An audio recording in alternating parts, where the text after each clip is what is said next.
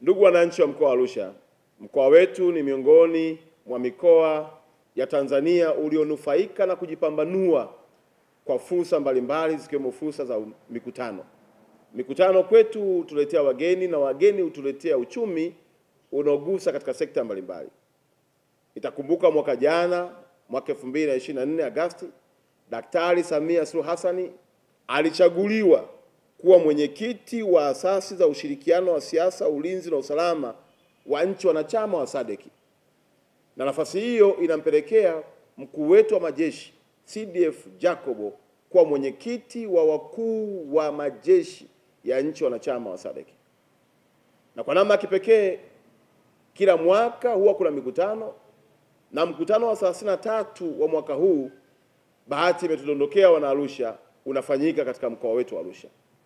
Heshima ya kipekee kuwatangazia wananchi wa Arusha ya kwamba wakuu wa majeshi wa nchi wanachama wa SADC wataingia katika viunga vya mkoa wetu wa Arusha kutimiza majukumu yao ya kuwa na mkutano wa 33 utakaoanza tarehe 26, maana kesho, mpaka tarehe 31.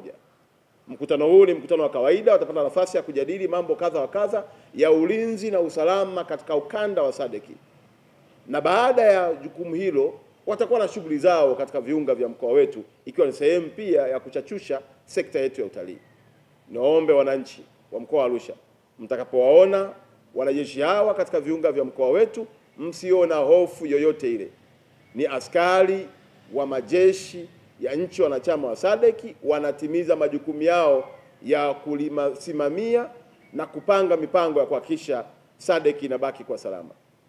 Tunachukua nafasi hii kumpongeza sana Daktari Samia kwa kuchaguliwa kwake kwa mwenyekiti wa asasi za ushirikiano wa siasa, ulinzi na usalama katika ukanda wa SADC, na kwa jukumu hili kubwa alilokuwa nalo la kuhakikisha si tu Tanzania inakuwa salama, bali Afrika chini ya umoja wa SADC inaendelea kuwa salama.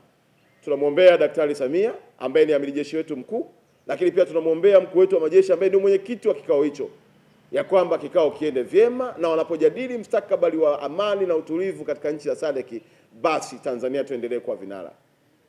Mwisho, si kwa umuhimu, watoa huduma katika sekta mbalimbali ni waombe na kuwasihi wahakikisha kwamba wageni hawa, wanajeshi wetu hawa wa nchi mbalimbali za wanachama wa SADC wanapata huduma nzuri.